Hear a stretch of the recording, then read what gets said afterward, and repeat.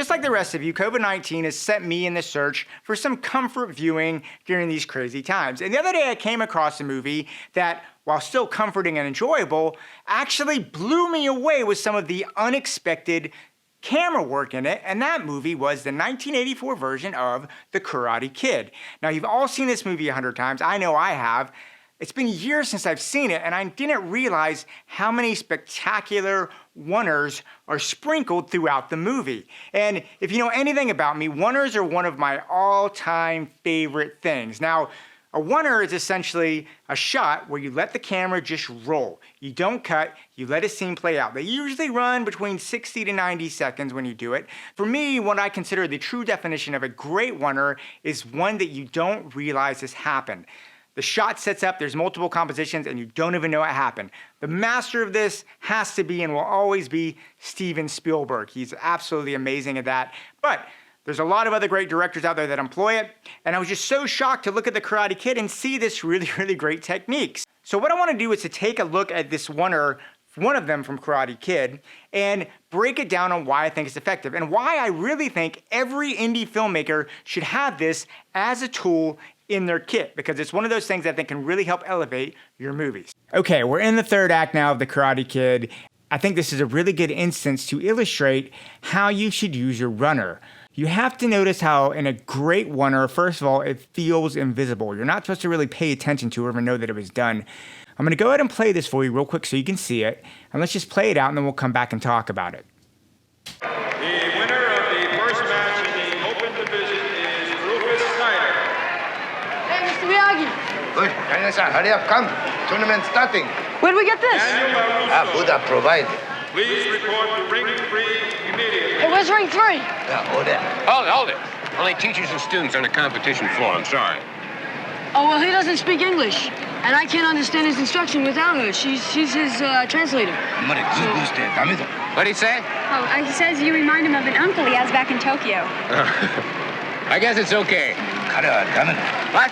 Oh, he says you're very kind. Ah, thank you. Welcome. Coming up during the... All right, what are the rules here? Don't know. First time you, first time me. What? I figured you knew about this stuff. I figured you went to these before. Oh, great, I'm dead. I am dead. You told me you fought a lot. For life, not for points. Daniel, look, everything above your waist is a point. You can hit the head, you can hit the sternum, kidneys, and the ribs. You got it? I hope so. Come on, you can do it. Hey, when are you jerks gonna grow up?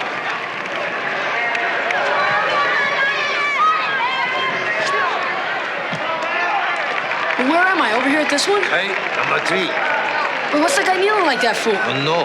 Wait, don't you know anything you can tell me? Hey, no get the hit.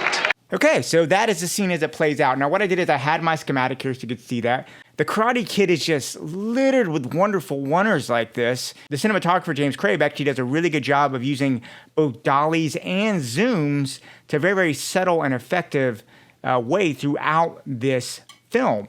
Now, let's go ahead and break this down and look at what I think really kind of helps us out so great. And really one of the things that I think is critical for a great wonder is this.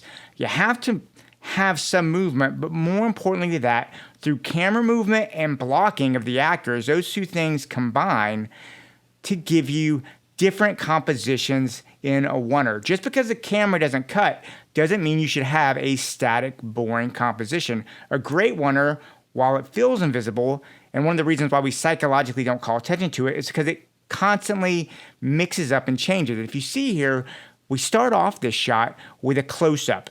It's a classic close-up of the belt. Daniel has to sneak in. This belt is essentially his ticket in getting in. So we go from this shot of him with the belt, and then what happens is if you look here, Elizabeth Shue walks back, and as she walks back, this becomes a two-shot, and it becomes a cowboy two-shot of her and Pat Morita, Mr. Miyagi.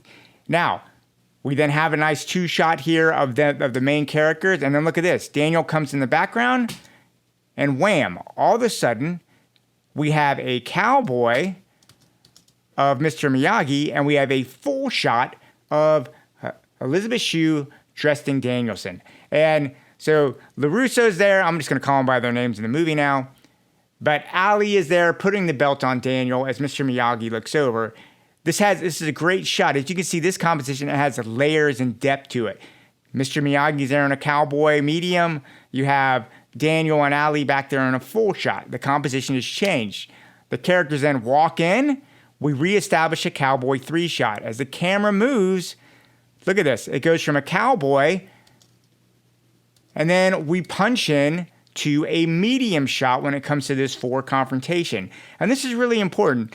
As you've seen the scene up to this point and have been following, the compositions do switch. But here, there's a moment of tension, and the camera just sits and allows the composition to hold for a minute just to provide us a refreshing break in the pacing. If you look at this scene, this one composition is the longest composition of the whole set. It conveys essential information, but by allowing this pacing to breathe for a second, it then allows us to ramp up for the climax of the scene as Daniel gets ready to enter. So they say thank you, and now as they move, we pan over. The camera goes to a real quick close, and then it lets it pull back and breathe a little more. It becomes a medium, and then as it comes around and whips around, it then turns into more of a cowboy type shot. Now, what's great is also by swinging around, if you notice here, the camera, as it swings, it's not only revealing our character's consternation of being here, it's also revealing the environment. There's tons of people. You can see the crowd. You can see the mats. Everybody knows what they're doing except for Daniel and Mr. Miyagi. But the camera work here moves in such a way to reveal just what these characters are getting into. It continues to come back and reveal. And as it pans, we have this quick burst of energy here from the Cobra Kai coming in. And this is how the shot ends. It's a beautiful shot. The jib comes up here, up on a thing, and look at this. We come finally to our wide, and then it turns into a long shot here at the end to reveal the true scope of the world. And what you're seeing is, it's a classic example of using this environment, this wonder, to then open up and show kind of how over his head Daniel is. It goes from all these kind of medium shots, that one long shot, or the one wide shot, but really, we don't truly reveal the scope of just how deep he is until we get to this last shot of this reveal. Okay, there's another part of a wonder that just cannot be overstated enough, and I think it's the single most critical component to making a wonder work, and that is your blocking.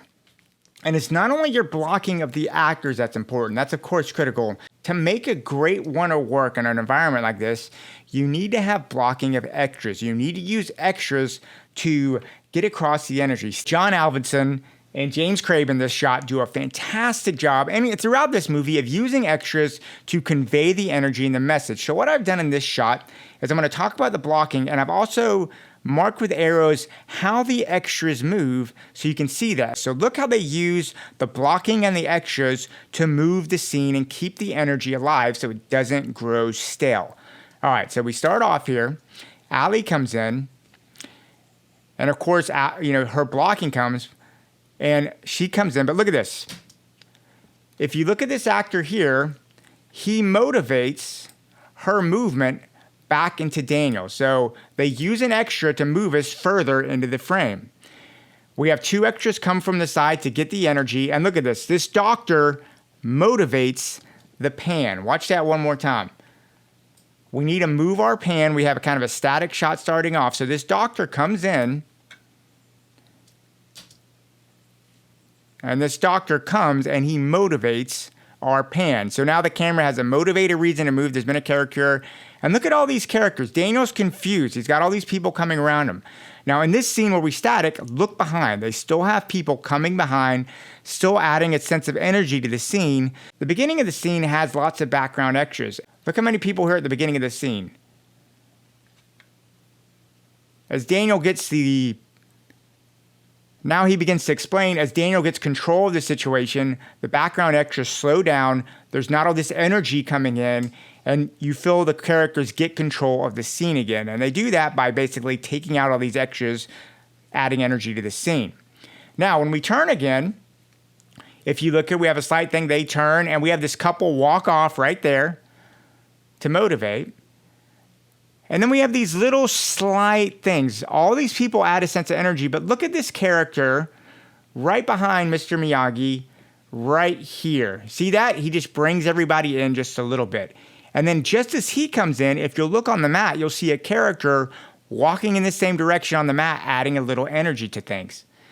This then has led to the fighters coming in, adding some kinetic energy. And then we have this climax here of the Cobra Ka. And if you see that, what's really great about the Cobra Ka is we can come in, everything's been sort of subtle, and now we're getting ready to ramp up the big reveal. And they do that by using these people coming in, bop, bop, bop, bop, bop, bop, bop, really bumping up the kinetic energy that then leads us up into this wide reveal shot, telling us what's what and showing us the world that Daniel has now entered. Okay, so there you go. You never realized that scene was a wonder before, did you? Did you? Anyway, I didn't. And I was actually surprised at just how many of the scenes they do throughout the movie like this. They're just sprinkled in there. And what they do is they do a great, great job of adding some visual depth to the scene, to the movie, and it really, really serves the story. And that's the thing about a wonder. If you're going to do a wonder, the number one thing really about any shot, it must serve the story. Just don't do it to do it. It has to have a purpose for tone, for reasoning, and all that stuff. There are two reasons that I really think every cinematographer and every filmmaker should have this idea of a wonder in the tool belt. One is it just allows the story to breathe in a different way. We're so used to doing the coverage of, wide shot, coverage 1, coverage 2, and it just gets stale and it gets boring and it's predictable. And I feel like a wonder just is a great way to visually change up your pace. It changes the tone of a scene.